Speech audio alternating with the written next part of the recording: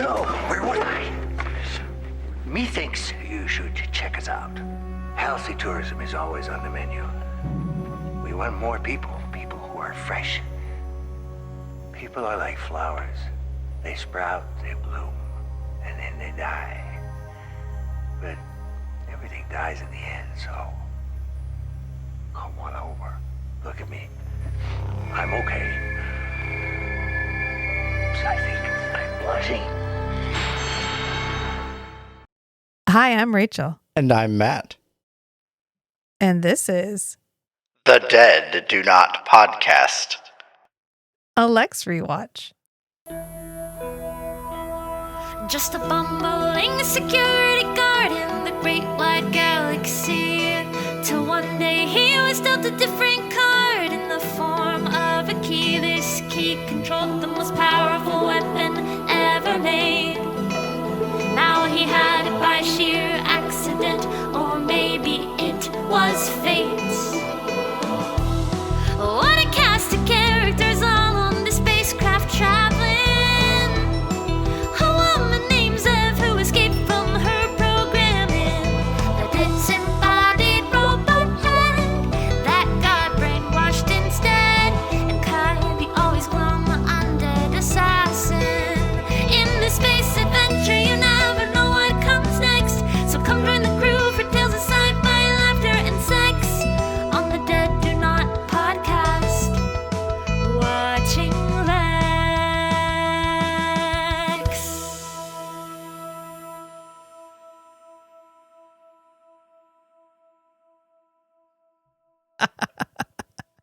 I know you lobbied hard for this one, The Dead Do Not Podcast. but no. Maybe we'll use that when we get to Giga Shadow, the next episode. I'll sit next to the button, Yeah. and every time I say the word Giga Shadow, Oh. wrong one. Every time I say the word, Giga Shadow. I'll hit the button. I love that it's still 2008 in our hearts, and we like soundboards that do shit. Oh yeah, it's still popular with streamers. Oh, there you go. See, we're just optimizing ourselves for YouTube. That's why we have a cut every 5 seconds. You know how we're talking Yes, about something, and then absolutely. every 5 seconds we're actually talking about something else. Tangents are our like shortcut time to maintain urgency of attention. Yeah, exactly. There's this guy I follow on Instagram. I may have unfollowed him because it was getting a little intense, but he breaks down, should you let your kid watch this show?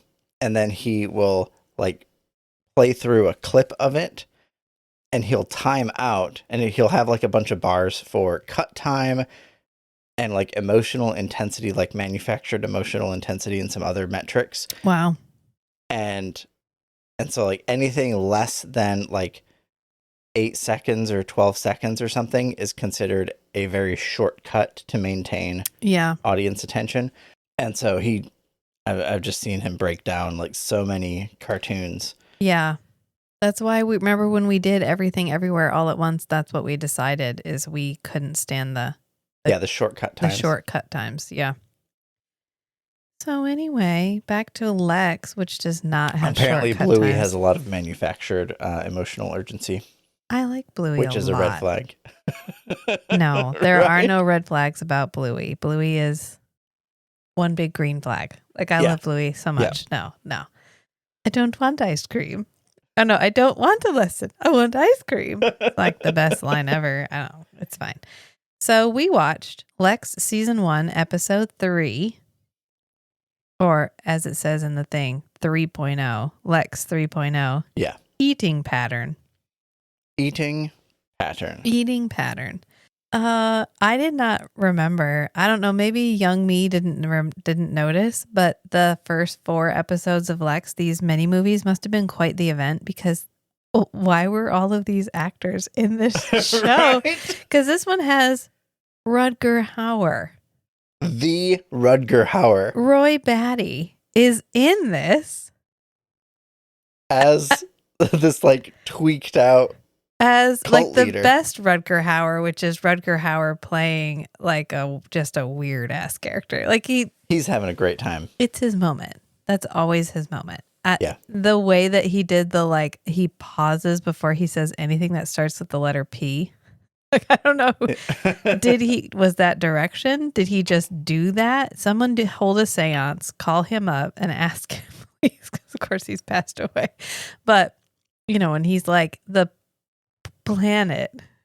Yeah. Or it's all about pattern. Like, it's just a really good, I don't know. I found it endearing. It was a believable It was stutter. just enough. Yeah. It was just enough. Never go full speech dysfunction. Speech difficulty. No, never mock. Right. No, then it gets a little bit too much. But this was a very good, this man is uncomfortable in his body and he's clearly there might be pops in the background because we're celebrating America, you guys. Blow shit up. Well, blow shit up. So, that's what's happening. Yeah. Also known as fireworks. So we open the episode with the recap, the same recap that we got last time. Right, Lex from the gives us perspective of rundown. Lex. Yeah. Although, is it this one or the next one where they no, it must be the next one where they open with the Lex, the Lex recap, but they don't do the slow, pensive music while an arm rotates through space. Oh. The credits actually play I over the haven't Lex seen it. recap. I tried. I You started watched it. episode 4. I started it. Yeah. I did not finish it because my daughter was like, "Oh, I'll watch it with you," and it turns out it's the most sexual episode. And I was like, "Well, we're not gonna watch this together." So anyway, I did look this up because I looked it up to see if there was any trivia on IMDb, and I just want to take a moment and talk about the top review of episode 3 that calls this movie. First of all, they refer to it as a movie, which I guess it is a movie, but did they watch it in isolation? Did they just turn it on and they watched this and they were like, what is happening? Lex 3.0. What is this? And they called it dumb and contrived. And then went on to complain about the CGI. So first of all, the CGI is bad. Fuck right off with that. This is 27 years old. I can definitely see if you were watching this movie without watching any other part of this. You would have no idea what's going on. What? But contrived? He was like, I assume it's a he. I don't know why. I just thought the douchebag was a he. I don't know. Maybe just process of elimination. But yeah, the reviewer was like, this is nothing I haven't seen before. Okay, so this is what happens when you, consume media, consume content that's older. Yeah. Is if it was influential content, if it was something novel, and other people saw that at the time and thought, oh, I really liked how that worked.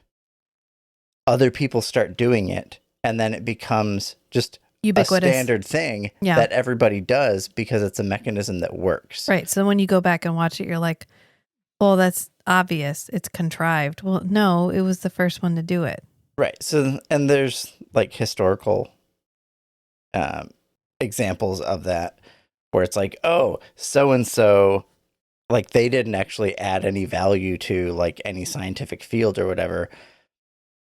They were just a weirdo. It's like, no, you only remember the only things that come up about them are the things that didn't get absorbed as foundational in. Yeah. It's a bit like Frankenstein or Dracula. Yeah. It's really hard for us to conceive at this point in time how revolutionary those must have felt. Like when Frankenstein was published and you were like, and you had literally never read anything like that ever before. Right. How earth-shatteringly groundbreaking that must have felt. And now you read it and you're like, okay, so he made a dude. I don't know. And he's kind of a pussy about it. Why is this so great? Right. So, I don't know. Don't read the reviews. That's all. Or do and mock them. Yes. This is the way. I didn't mock. I broke down and refuted. I debated with someone who left a review like years ago and who will never listen to this podcast. And then point and laugh at them. Yeah. And maybe. Depending. So we start out this episode by flying through space to techno music. So like right there, oh my God, like that's not contrived at all. That's the best. Like get out of here. Fucking out of here. Well, 790 recites poetry. His All Night by the Zev Zev. I'm pretty sure that becomes a standard litany for like most episodes from now on. Look, it's a horny head and it can't do anything about its unrequited love affair with a woman who carries it around all the time, but definitely does not reciprocate its feelings. He's just verbal stimming. Yeah. He's just trying to hold on to what little sanity. Yeah, the one he thing ever that he had. has in this universe. Yeah, his love for Zev. Yep. Yeah.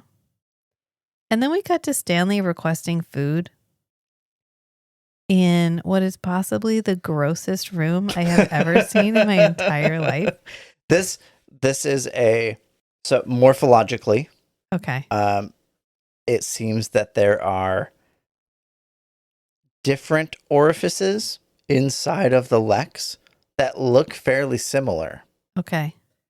Because this one looks a lot like the shower head. I'm actually getting a little bit nauseous remembering what this room looked like. A meat room. It's a meat room. He's They're sitting sitting on like fungus. hairy stools that have hair. And I just want to know, were the prop guys given descriptions? Or were they just like, I don't know, it's inside an insect. Do your best. And they were like, okay, everything has really thick pubic hair. Here's some microscope shots of what insect surfaces look like. Okay. And make the inside of this room look like our microscope shots of like dragonfly bodies. Awful. It's disturbing. But we're just keeping up this like I remembered low-level exposure body of just horror. Grossness. Yeah, of just like weird body horror. So he's requesting food from this food tube. And it's just pooping. The only thing that comes out, Stanley gives it a really long order. It's like cluster fries with extra chocolate sauce and all this other stuff. But the only thing that comes out is this gross paste that absolutely looks like baby poop onto what looks like a meat plate because it's a plate wrapped in something. And so, and then they have to eat it. It's the only thing to eat. It's like, no, I mean, it's like Jiggerata, the actress who played Jiggerata in the previous episode, and how she had to eat so much different random shit. They have to eat so much different random shit on this show. These poor actors and actresses have to they have to watch this be excreted out of a meat tube, and then they have to taste it. They have to put it in their mouths. Yes. And then not look like I guess they could immediately look like they're going to vomit because it's supposed to be gross. But Stanley goes, this is not what I ordered. And poor Lexx goes, I tried my best, Stan. And then we cut up to 790, who is still scanning through planets. And this video pops up. And it's Rutger Hauer. And he's like, oh. Doing a sales pitch. He's like, hello out there. Is anybody out there? Well, hello there. And 790 calls to Zev, but he doesn't call her Zev. He goes, love Muffin. He calls her like 6 different things in this episode. And finally she's like, my name is Zev of B3K 790. Not that he's ever going to listen, but love Muffin. I want to know, what was the ratings bureau like in Canada in 1997? How closely did they just skate? Ride that line. Right along that line. Because we all know what love Muffin, what he's talking about. Yeah. Anyway, it's Rutger Hauer on the screen. And he's like, this probe is from the planet Clagia, which is a secondary resource planet. And they're all like, oh, what does that mean? Nobody immediately knows what a secondary resource he planet makes is. some references to other things that were going on, like a war or whatever. Well, but they don't have any context because yeah, this is a new specifically universe for them. secondary resource planet. Guess what, guys? We never define that. We have no idea what that means. Trash planet. Trash planet. I mean, it is a trash planet, so we can kind of infer that's what it means. I'm thinking it's like a second string planet. Yeah. Like it didn't have abundant life resources, so it's a secondary Right. resource. It was habitable and it probably had minimal resources, but the main thing it seems like they used it for is just dumping trash. Yeah. And there was a population that like stayed on the planet. All Rutger Hauer says about it is, well, some planets are good and some planets are not. And that's it. End of line. We don't know this guy's name until later, but Rutger Hauer's name is actually Bog, Commander Bog. Right. And he's like, oh, we have plenty. They're the 6th planet. But that's not going to help you very much because all the other planets got destroyed in the trade war. Because he says we're on a direct line between these 2 planets. But that won't help you much because they're not there anymore. And there's a bandage around his neck. The most important part about this whole info dump that he's giving us right here is that there's a bandage around his neck. There's something on his neck. And eventually it starts moving on the one side. Like something is trying to come out. And then the signal disappears and then returns. And Rutger Hauer's bandage is secured again and like bloody. And it says, healthy tourism is always on the menu. We want more people who are fresh. Yes, that's how tourists should be described. Fresh. People are like flowers. They sprout, they bloom, and then they die. And this is the running theme through the whole episode. Everything dies. Everybody dies. Because then he says, everything dies in the end. So come on over. I mean, look at me. I look okay.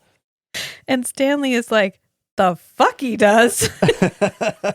Stanley's survival instincts are on point. Yeah, I was going to say, in a really strange twist of fate, Stanley is our smart character in this episode. I would say most of the time when Stanley makes poor judgments, it's because there's the potential for sex or something sex involved. Oh, yeah. And it's about personal stuff. That misleads him. Right. But when it's just about survival, he's always there. Like he's always... Yeah, because he's always out has for the good himself. instincts. Yeah. I mean, he's survived this long. Yeah. It's working. So... His instincts have been honed through what? Decades? Yeah, of preservation. Self-preservation. Stanley asks 790 if they have a fix on that planet, and 790 calls him a bad word that we don't say anymore. And then he's like, actually, it's from a probe, a really slow-moving probe, and it doesn't really give us a good address. So there's a very good chance that everyone on this recording is already out of their misery. Because Stanley is like, can we find that planet so we can blow it up? Because clearly they just need... How long did it take for the power of the Lexx to go to his head? He's like, oh, that dude's creepy. We should blow up his entire planet. The vibes are off. The vibes are off? We're just going to cut that. Go. Yeah, it's all got to go. With 790's like, I mean, they're probably all dead already. This is a slow-moving probe. They take weeks to get from this probe to the planet. Yeah. How long have the people on the planet been alive? Right. Do those worms falsely... Oh, I'm sorry. That was a spoiler. We all know there's worms. It's fine. Do those worms artificially extend their lifespan? Maybe. Because Bog looks approximately the same age. And this probe is moving real slow. Yeah. So my sense is this was kind of a continuity gap in the writing.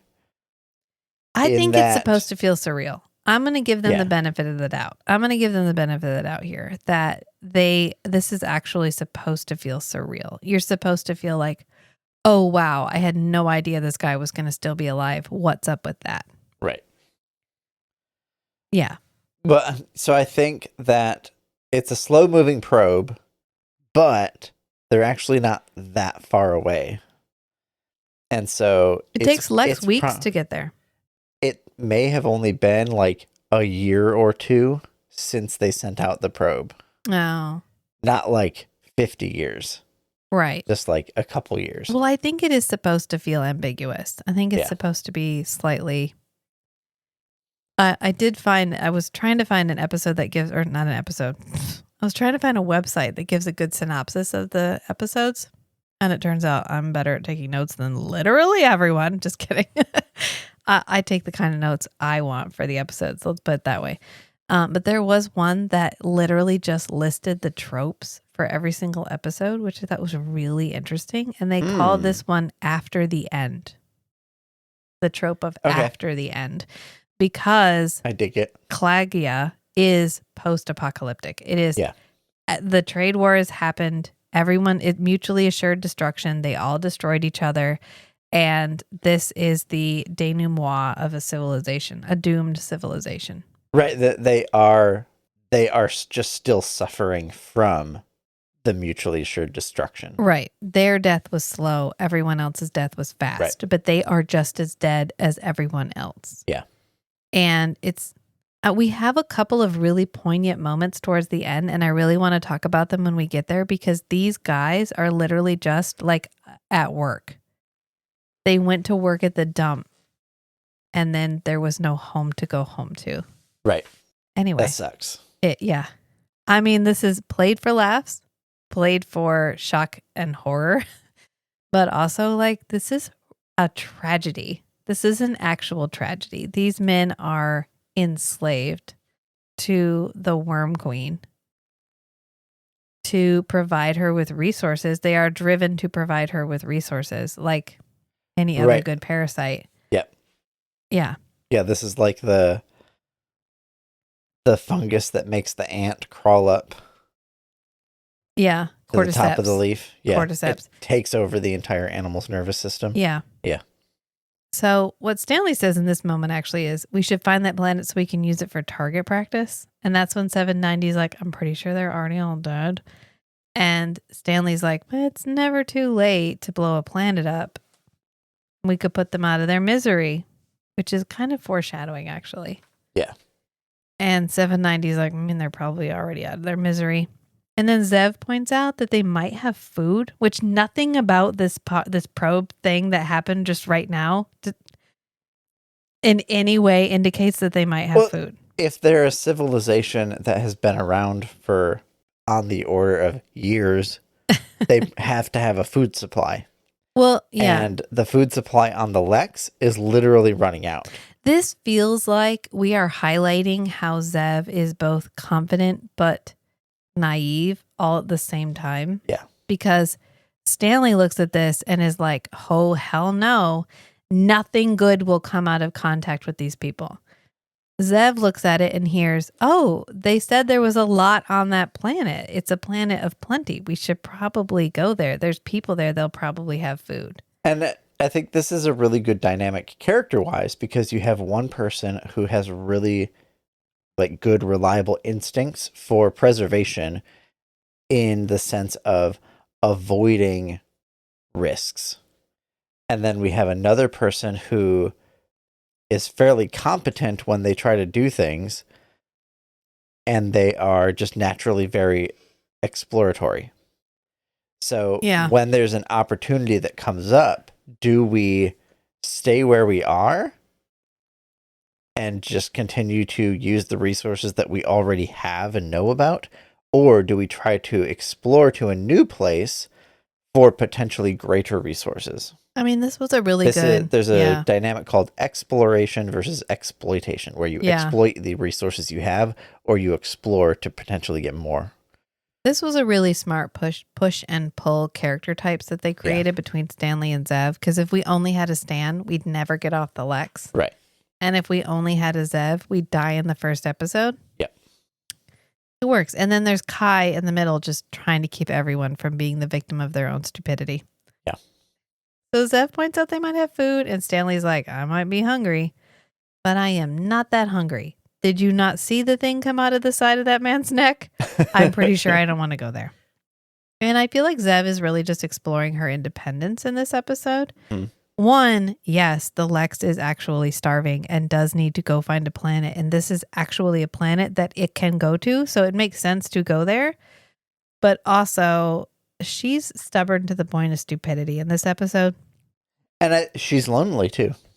And lonely. And really horny. She has needs. Yeah. Stanley is not acceptable. Kai is not available. Cooperating. Yeah. And he's probably not, he might not be around for much longer. And he might not be capable. And he might not be functional. Yeah. So Zev has an ulterior motive here. Yeah. She wants just other companions other than Stan. Yeah. And 790. It says a lot that a man with something coming out of the side of his neck was far more attractive and interesting than Stanley Tweedle. We cut away and we cut back, and the Lexx is like weeble wobbling through space, like its little thrusters turning on and off. Yeah. Because its food reserves are running out. I mean, there's no more protein bank where it just gets to eat 24/7. And poor Stanley is back in the meat cafeteria room. The room made of meat. I guess the whole ship is made of meat, but this one is especially made of meat. Yeah, the control room looks a little more tech. Yeah. Yeah. Because he's ordering food from the little food distributing orifice again, and it looks like straight up diarrhea. Yeah, wet diarrhea. I am not going to lie. I got a little nauseous. It is because it's really gross. And it has literally been weeks since they saw that probe. And poor Lexx is like, Stanley, I am starving. I can't make you food if I don't have food. I can't fly through space if I don't have fuel. I need to eat. And Stanley's like, okay, yeah, don't tell me again. You already told me. I don't care any more now than I did the first time you say it. Because the Lexx goes, my reserves are, and Stanley's like, shh. Stop. Now, keep in mind, Stanley's in charge of the Lexx. Yeah. Stanley has never fed the Lexx. Right. It's like having a cat and being like, why are you just laying there not moving? What do you mean you need food and water? Come cuddle me. And finally, Lexx interrupts him and is like, I'm hungry and I can't make food for you if I don't have food for myself. It's not rocket science, Stanley. Although it kind of is. Just like a meh. Does the Lexx use rocket propulsion? I mean, it has a little like thruster. Right, but is it on just rocket propulsion? I don't know. I don't think so. What is it, farting? Shh. Okay, it's fine. And Stanley Tweedle's like, well, I mean, we kind of have food. We have an infinite supply of divine predecessors. A seemingly infinite supply. And this is the moment where I want to point out that whoever did the captions on Lexx, which a lot of the new captions are AI, but I think these are somebody, just started calling them the DPs. Divine predecessors. The divine predecessors. Yeah. And I kind of love it. They go down there with like an electrode and they're like, it's barbecue time. And so they set one of the brains on the electrode thing and it like, I don't know, but somehow the fact that it screams and all the other ones are talking to them while they're trying to eat the like screaming dying brain makes them lose their appetite. I don't know. It's really weird. Yeah. I don't know why they threw out good food. I mean, what if they did eat? Well, I guess Chigurata ate it and she was fine. But I was like, would you absorb the shadow? I don't think so. The shadow's not in the brains. Yeah. The brains are just the memory of the body that the shadow That's occupied. True. That the is shadow true. always moves fully into the next body. Right. Well, the brains are like, wait, we are a vast repository of knowledge. And then they're like, eat that shadow. He deserves it. Like the back of my hoodie says, you cannot eat money. Yeah. You cannot eat knowledge. You can't eat knowledge, but they do start throwing each other under the bus, which is pretty hysterical. They're like, Yes. eat that guy. He That cooked guy heretics. knows less. He goes, he cooked heretics and served them at dinner parties. And then the other brain's like, no, I didn't. Fake news. Fake news. Projection. But it turns out, of course, that cooking talking brains doesn't actually make them appetizing. And then Stanley's like, honestly, we've tried nothing and we've had no results. And there's literally only one thing left for us to do. And that's wake up Kai. This always feels like, okay, kids, go entertain yourselves for a little while. There's food in that box there. When you get hungry, eat from the box. Yeah. And I need to go over here and work on something. And then 5 minutes later, They're over with you. I'm bored. Mom, I'm bored. Mom, what do I eat? Mom, I'm you know bored. what this feels like? You know what this feels like? Remember Power Rangers? And every episode of Power Rangers, the monster would show up and then they'd transform and they'd fight for like 2 seconds and they'd be like, well, what if we went ahead and called? Like they'd kind of seem to have a success and it wouldn't work out. And then, of course, the monster would get made giant and they're like, well, I guess we have to call the Zords. Yep. And every or like single in the episode. Babylon 5 Crusade or the offshoot series. Yeah, Crusade. Where they have that ship. And every episode they find an excuse to use the ultimate weapon built into the ship. Yeah, and you know you're going to do it, so why don't you just go ahead? Like, why don't you just call the Zord at the beginning, step on the guy, wait for him to get made big, and then fight him with the Zord? Like, why go through the whole rigmarole? We know we're going to wake up Kai. Yeah. We all knew we were going to wake up Kai. And, I mean, I get it. We're on episode 3. I've acclimated to the hair, and I get it. Get it. Is it Michael McManus? Isn't that his name? Yeah. Yeah. I get it. So Stanley's like, I think we need to wake up Kai. That's the only logical option in this. Well, the only thing he can do is appeal to authority. And in matters of safety, Kai usually backs up Stanley. But he could ask the Lexx. He could just say, Lexx, lock the doors. Eat your fill. Don't let anyone out. Yeah. Don't let anyone fly the moths or whatever they are. Yeah. Yeah. I don't think he has a real understanding of the complete control that he has over the Lexx. It's like when he was trying to land it and he was trying to be real specific. And in the end, he just said, land it. And that's when it got better. But Zev is like, no, don't. Let's not wake up Kai. All right, fine, let's wake up Kai. She does not protest. Zev always wants to wake up Kai. No. So they're trying to wake up Kai, and they're like beep booping on the controls. And and Stanley's like, oh yeah, I got this. I used to be an operator, blah, blah, blah. Zev is like, you do not got this. And he's like, oh, I know, I do have got this. I definitely got this. I think he does, but remember Diggerata tore up the thing. Yeah. It's real unfortunate that there's not like 2 or 3 other cryo chambers. Right? Why do they keep using this one? Right next to the one that he's in. It's fine. It's fine. Maybe Kai prefers this one. It's more comfortable than the others. He's bonded with this one. This is the one that he likes best. But, it's like always getting the small spoon. Yeah. It's his small spoon. So they open the tube up. And Kai normally would do his like whatever he does when he wakes up. Usually shooting or killing whatever is threatening them. Yeah. But he's frostbitten. Does not wake up. And in fact, they did a really good job making him look actually dead. Yeah. He looks really bad. Well, I wonder if they have another like full body cast. Like in the last episode where they got cut in half. Yeah. They must have had a full body. Oh, I think this is him. Double. But I think they Okay. did a good job of making him look frostbitten, like Yeah. dead. Because Freeze dried. Stan goes, "Is he dead?" And Zev goes, "He's been dead for 2,000 years." Duh. And Stanley's like, "No, I mean not alive dead. Dead. Which reminds me of that movie we tried to watch. Like, is he dead? Yes. Dead. Dead. Dead. By the time you're watching this, I'll be dead. And so Stanley pokes him and he's like, "Oh no, he's freeze dried."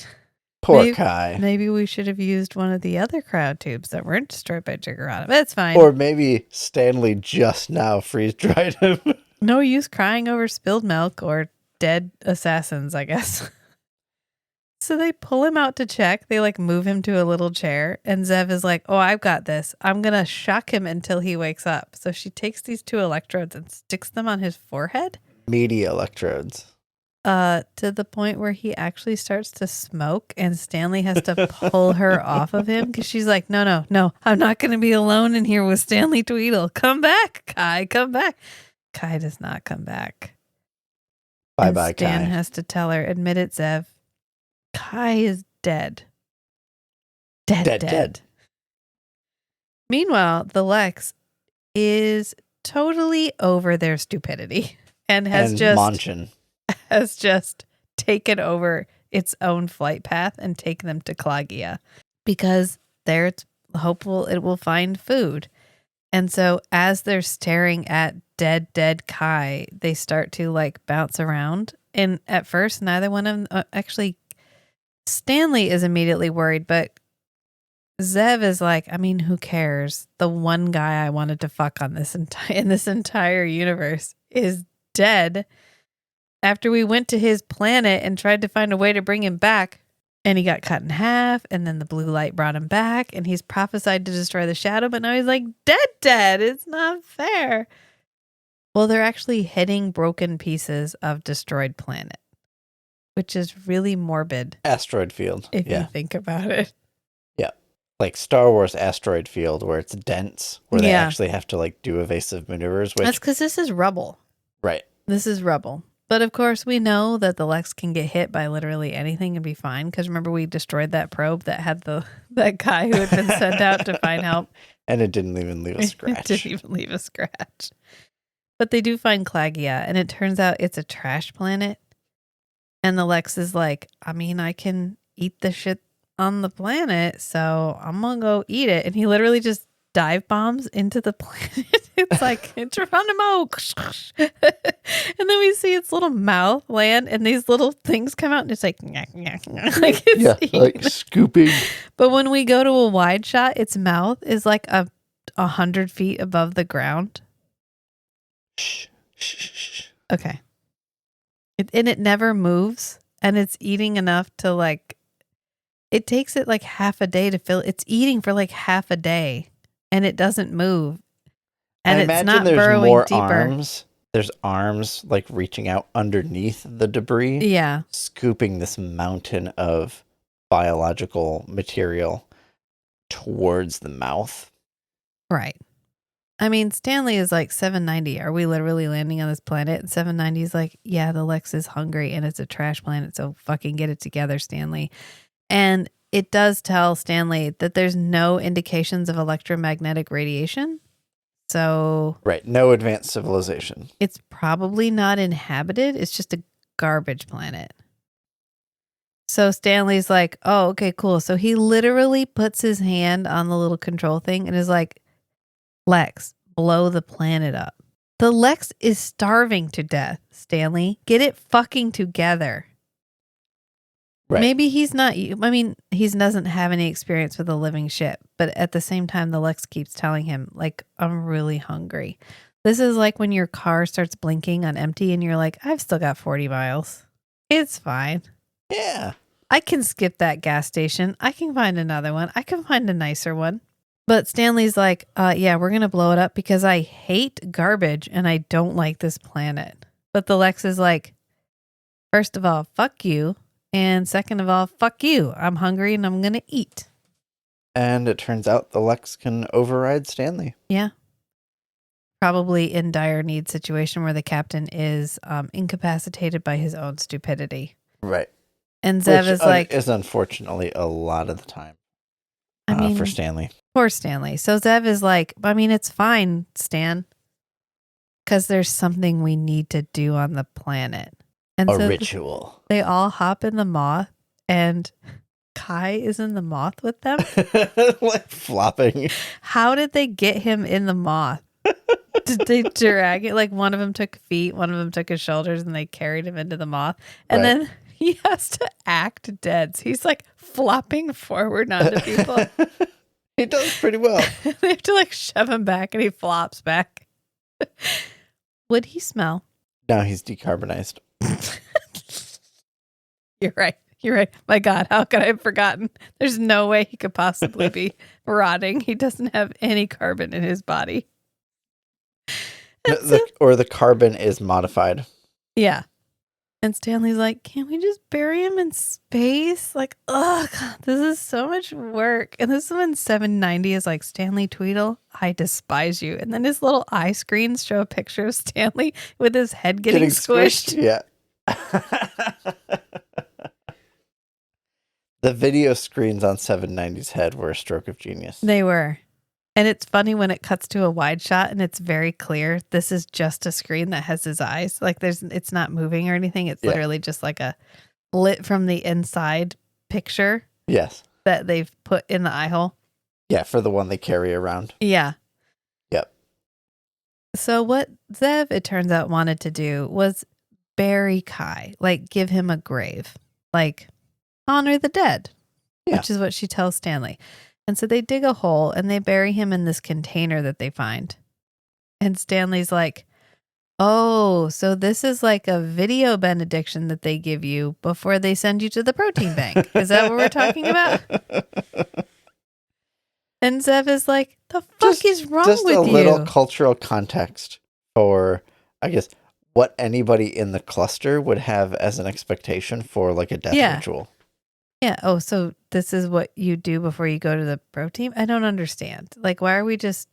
He can't become part of a robot. He can't go to the protein bank. He's just in the ground. Dead meat. He's just laying there. And Zev is like, this is more respectful. And Stanley's like, we're burying him on a trash planet. This is a shitty place to leave him. This is a terrible place for a burial. And Zev says, he's dead, Stanley. He doesn't care. It's not for him, Stanley. It's not for him. Because Stanley goes, then why are we doing this? And Zev does not answer. And then she tells him he needs to say a few words. And he's like, Kai, thanks for not killing us. I'd like to say a word. Plethora. Thanks. It means a lot. That always reminds me of the Three Amigos. And he's like, you have a plethora? Would you say I have a plethora of piñatas at the end when they're talking about El Guapo? Anyway. So Stanley's like, Kai, thanks for not killing us and getting us through the fractal core. And it's better that you died because you killed a lot of people. And that's not great. And Zev is like, Stanley, Jesus. He didn't do that. The shadow was controlling him. He's doing his best. Yeah. Stanley's doing his best to participate in a ritual that he is not familiar with. Yeah. And then Zev is like, okay, fine. Well, I'm going to show you how it's done. So then she tries to give a talk, but she really struggles. And she goes, I wanted you to be the first man. ...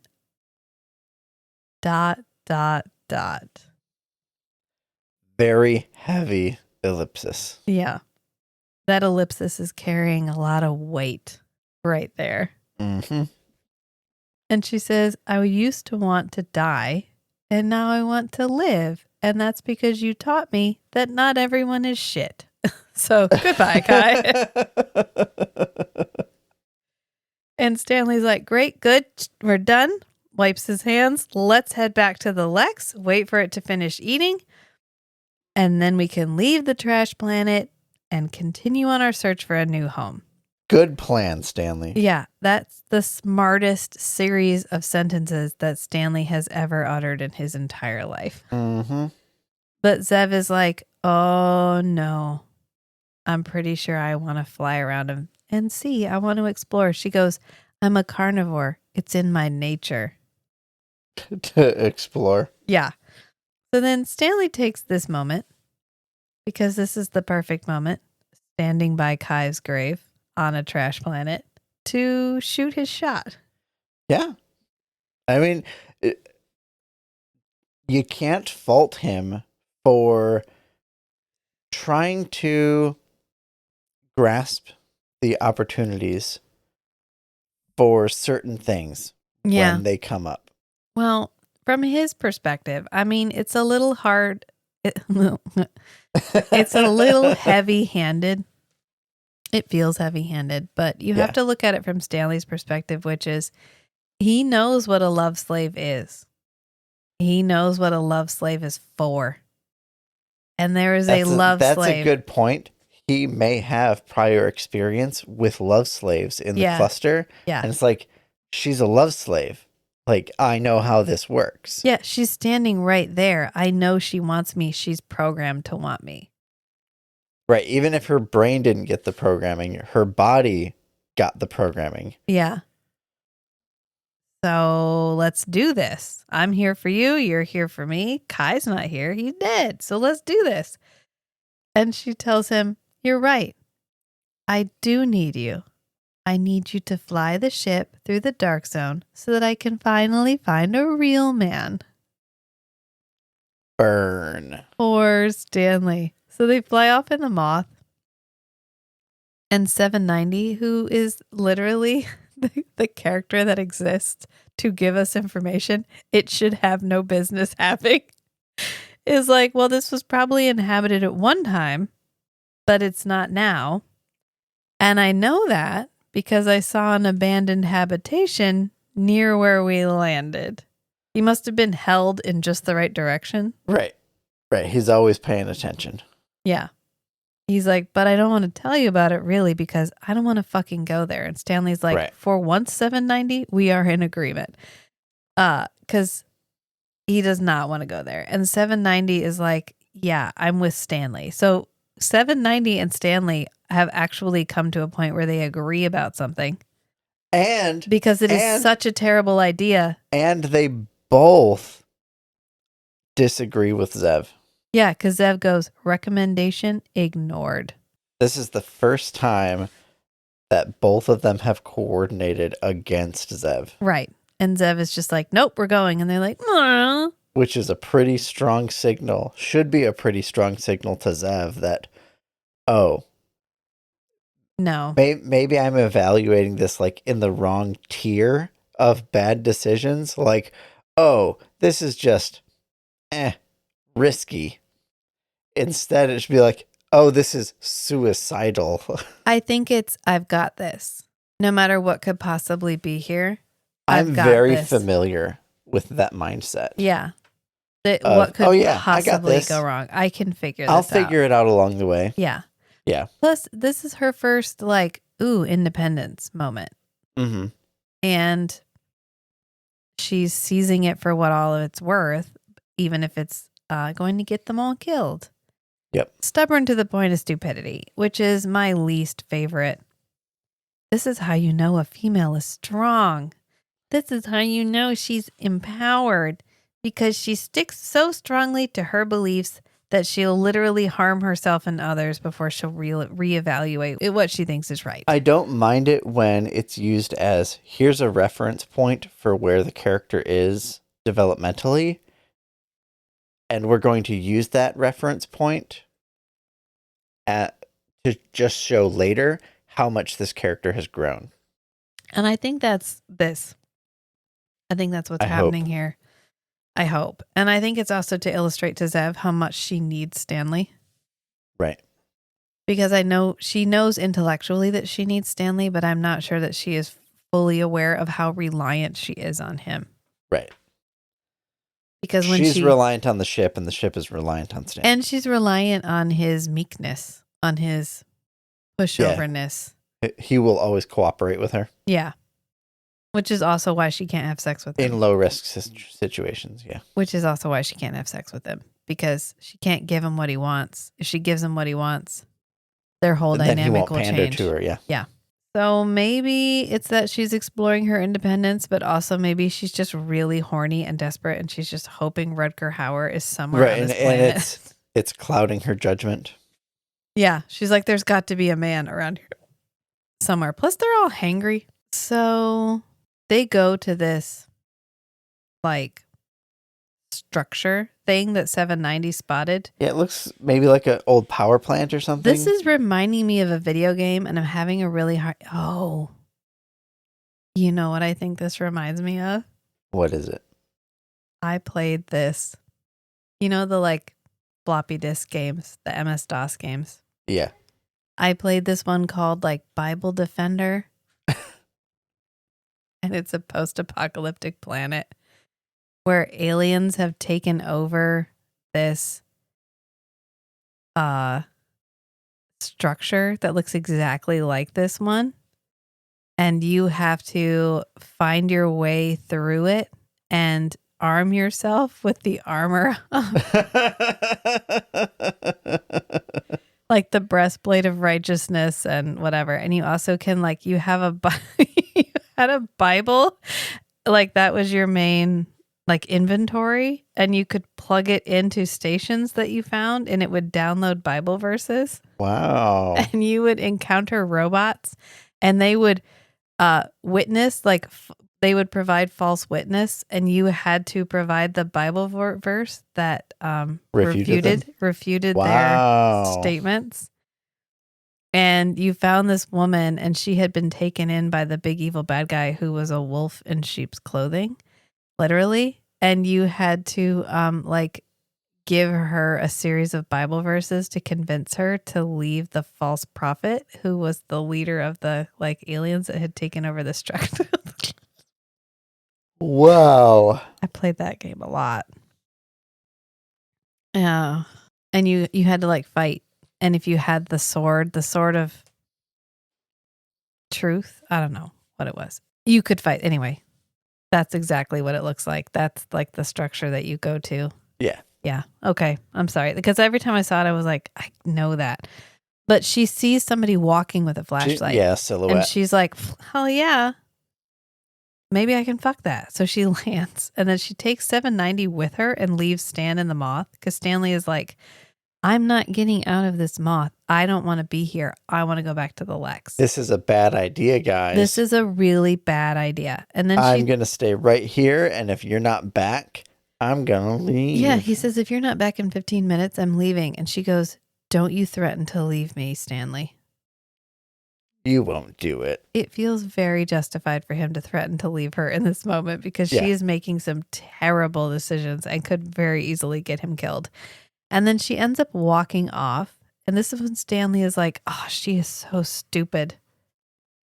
I don't know why I don't like the word stupid. I have so many I also hate the word stupid. I hate the word stupid. So when he's like, she's so stupid, you're like, oh, this is, I don't like it. Like, I just don't like it. Yeah. And then Zev is actually sneaking around. So she is actually being cautious. She's not in there like, hey, guys, I'm really hot. Because that did work in episode 1. Has anyone thought about how hot I am? Here's what she needs to have done. Walk in and say, ba we gra na, wheat nini bong. Yeah. The universal greeting of peace. Thank you. Yep. Ba wheat grana wheat mini bong. Thank you. Yep. Yeah, that's from the Transformers animated movie. In case anybody's wondering what just happened in your life. It's the universal greeting. Yeah, and there's robots. They use it on the trash planet. They do use it on the trash planet where they all speak in, like, TV. Yep. Don't touch that dial. Yep. I've been holding on to that since I did used the think word about trash that. planet. Yeah, and then the Dare to Be Stupid, isn't that what plays the Yeah. song? Yeah, the Weird Al song. Yeah. Yeah. Wow. We just had a whole moment there. And they're walking, and Zev is like, 790, can you see anything? And 790 goes, yeah, I can see that we should go back to the moth and return to the Lexx at once. And she goes, overruled. So she wanders around a bit. She finds a box with some cans, Yeah. presumably food. I think she eats some of it. Well, the There's funniest, bags. wait. Don't rush through this because 790, she goes, oh, look, what are these? And 790 goes, boxes? Because it's just boxes.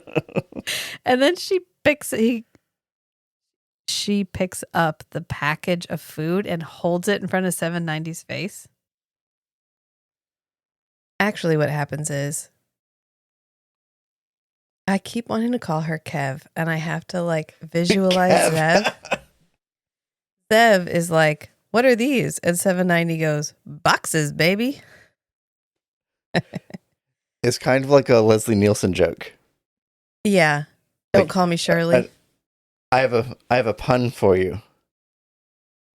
What is it? It's a kind of joke where you play with words. Yes. Yeah. It's exactly like a Leslie Nielsen joke. Yes. Correct, sir. Because every time Zev says, I feel like Bog. I have to pause in front of Zev every time.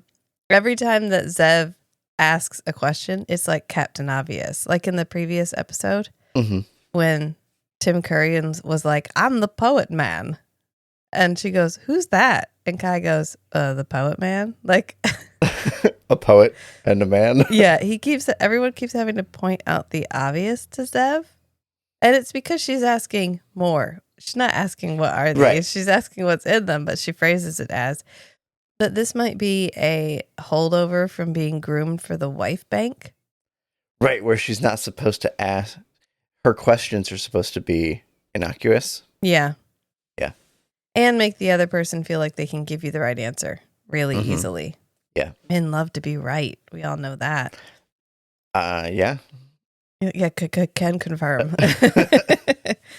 But she pulls out what's in the box and she's like, oh, 790, look at this. And she holds it in front of his face. And 790 goes, I don't have a sense of smell. Because she's like, smell this. She's like, it's food. It's good food. I was thinking this is like when the kids show you something and they shove it like 2 inches from your face. Yeah, they're like, look. And you're like, you snap back like you're being attacked. That's exactly what this is like, except he can't move because he doesn't have a neck. And then she has to eat what's in the bag.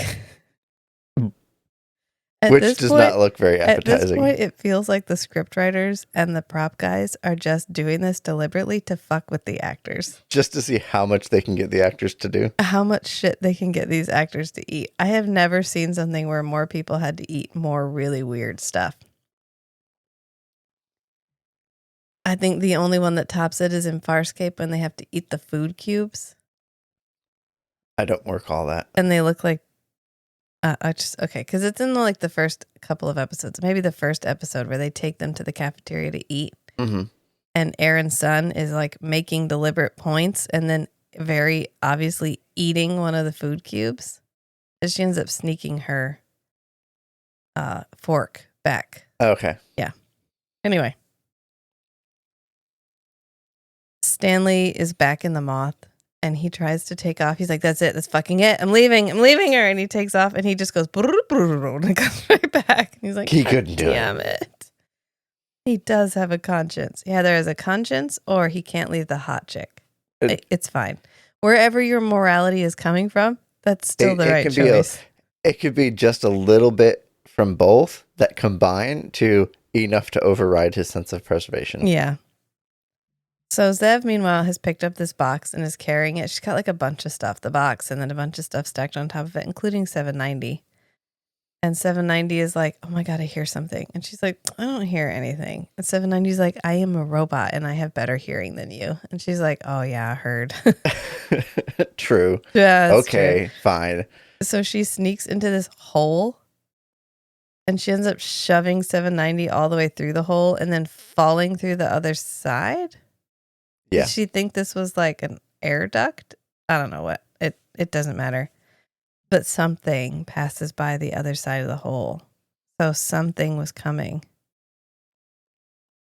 And wheat, grana, wheat, nini bong. she falls and she like rests her head on 790. And this is when he's like, are you okay? Like butter tart or something. He calls her something really And she's like, my name is Kev. My name is Zev of B3K. She has a last name. I think we hear it in the next episode. But right now she's Zev of B3K. She's like, I'm Zev of B3K 790. Quit fucking calling me all these weird pet names. And he's like, request denied. If she gets to deny requests, he gets to deny requests. Yeah. And maybe we should make a note about 790's pronouns. I don't want to call 790 it. And for no reason in particular, I'm going to assign 790 male. And I don't think 790 would mind. No. I think, no, they refer to it as it or the metalhead or...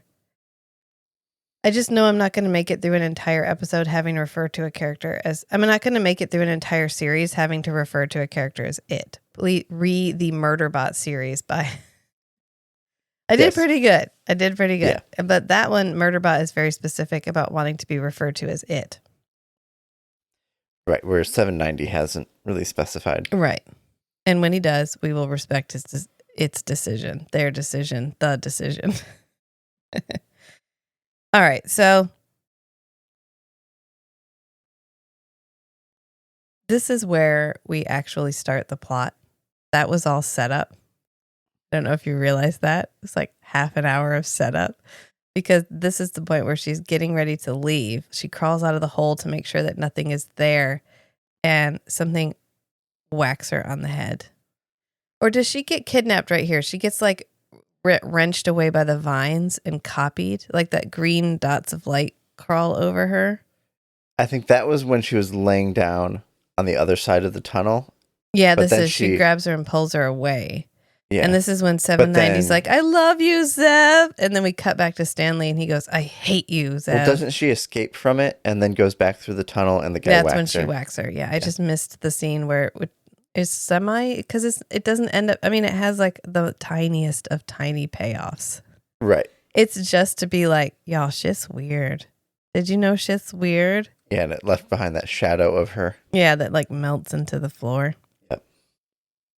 She gets Which scanned. one's the real Zev?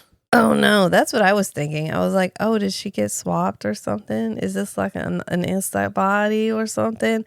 But no, that's not what it's scanned. It's just a... Yeah, we get like one more reference to this when Kai finds the like info dump machine and it tells us all what's happening. Hooray for the info dump machine. And Wist is like, I got scanned. It was really weird. And you're like, oh no, that happened to Zev. That happened to Zev. Yeah, it's fine. It's really just to be like, oh no. And so somebody could make a really cool Vine thing. That wraps around her leg and pulls her away. It has like little lights in it and stuff. Yeah, it was cool looking. How much of the shit in this place is actually sentient parts of the queen? Oh, if it can just copy whatever it wants. Yeah. If that vine can capture her and copy her, and it's nowhere near the hole where we ostensibly know that the queen is. So is it... Well, then later we find out that the queen can sort of infiltrate an entire structure. Yeah. So maybe that's what's happening here. And I'm just trying to make it make sense. But when she gets pulled away, 790 is like, I love you. And then we cut back to Stanley and Stanley goes, I hate you. Poor Zev. Poor Stanley. Poor everybody. We are all the victims of bad choices right now. But finally getting wrenched away by a weird hairy tendril thing and scanned is enough that she's like, all right, fine. Maybe Stanley was right and this place isn't great. I'll leave. And then she goes back to 790 and she's like, let's leave 790. Are you ready to leave? And he's like, with alacrity. I thought was really funny. Let's go. Alonzi. Did Geronimo. Did 790 get to ad-lib? Did the actor who played it? Because there's no lips in a lot of it. That's a good point. Because a lot of it are orphan lines. It's just her carrying this prop head. Only when we see him in isolation still are those faces actually added in. Right. So all it had to do was fit in the space. Yeah, was he just like off screen? Yeah, the guy's probably Getting behind to the yell camera shit? just shouting like the lines for them to react to. So, Yeah. and then they had to re-record them in post Hmm. and then add them in. So he could have said fucking anything. Maybe that's why his stuff is so off the wall. Yeah. Because maybe in the recording room later, they're like, okay, you're in this scene, and he just throws shit out. Yeah. I mean, he definitely could. He could go full Robin Williams and just riff. Yeah.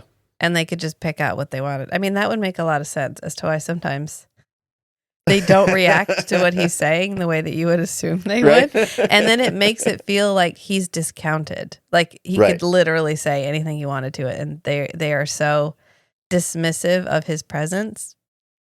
I think that adds to the whole Yeah, no, it's great. the vibe, Like, dynamic. It makes him Character feel dynamic. it makes him feel ubiquitous, not to bring that word back, but it makes it feel like robots are just taken for granted. Like, of course, we have this font of infinite knowledge and infinite ability that we can just carry around in our hands, and that also wants to fuck us. Hmm.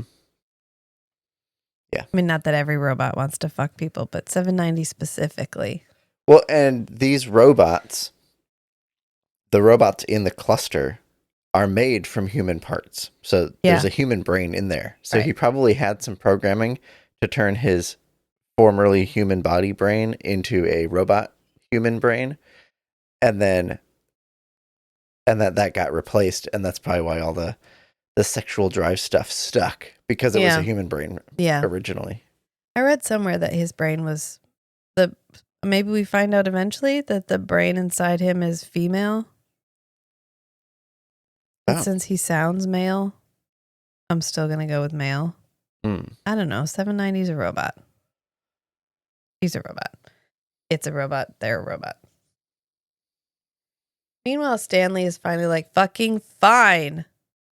I'll go find Zev. Maybe something happened to her, and then I won't have anyone around that I can ogle in the shower. So he gets out to wander through this structure to try to find her. And he almost immediately runs into somebody. Mhm. And this reminds me of the scene from Legend when they get caught and they're in the prison and they Yes. get out and they're in the kitchen and the guy is like just like hitting that one dude on the table with an axe and he's Yeah. like, that's exactly what this, but this guy is chopping a dead leg off. So Right. the person whose leg is getting chopped off isn't screaming. So it's a little better. It's a little better. It's fine. And he's literally standing there, like one leg missing, with like one arm holding a crutch and the other arm with an axe, chopping off somebody's leg. And Stanley is just like, oh no. I know he's trying to be quiet, and then he makes a He's- noise. Oh, this is exactly what I feared it would be. Right. He's only vindicated. Yeah, he's like, I fucking told you. I knew it was I a bad knew idea. this was a bad idea. And he suffers the most out of all of them. Yeah. He gets like, I mean, mind controlled, but Yeah, he he gets his gets, he gets like his possessed by the agency the taken worm. away. Yeah. Yeah. Because the guy immediately turns around and notices him and he's like, oh, dude, you got some nice legs. I'll trade. You want to trade? You can have this one. I'll take yours. And he's like, no. And then he goes, you're clean, which at this point feels like literal because this dude is really gross. Right. And then Stanley is not. And then this blonde lady wearing Well, he just vines. gets. I think he falls down and he gets pulled into a side passage, Yeah. and No, Whist pulls him into a side passage. but we don't see her until She like reaches out and grabs Yeah. him. Yeah. And rescues Stan from Chopper guy. Chopper. And so now Zev has been kidnapped by persons unknown because she got knocked out trying to crawl out of the hole. Mm-hmm. And Stanley has been kidnapped by persons unknown. And Kai is dead. And that's the setup for all of the action in the whole episode. And 790 is just sitting. Yeah, I think he gets like kicked away. Yeah, he's just lost amongst some rubble. Oh no, he's stuck back there because she hadn't turned around and gotten him. Right. So he's back behind the little circle thing. But he gets like picked up and put where he needs to be for the plot like immediately. Like he Yeah. doesn't have a journey. He's just like Yes, he gets carried along. yeah. Yeah, Yeah, I think as a plot device. Yeah. So I think that's a good place to leave it. And then we can move on to part 2. Woohoo! Because we're going to make all of these 2 parts because they're so fucking long. And there's actual plot. And there's actual, like, this is there's where enough plot we to get break it down. a lot going on. So I guess we'll just leave it here. Until next time, friends. May his shadow fall upon you. Is that my... Oh, I worship his shadow. God damn it. I worship his shadow. May his shadow fall upon you. Bye. Bye.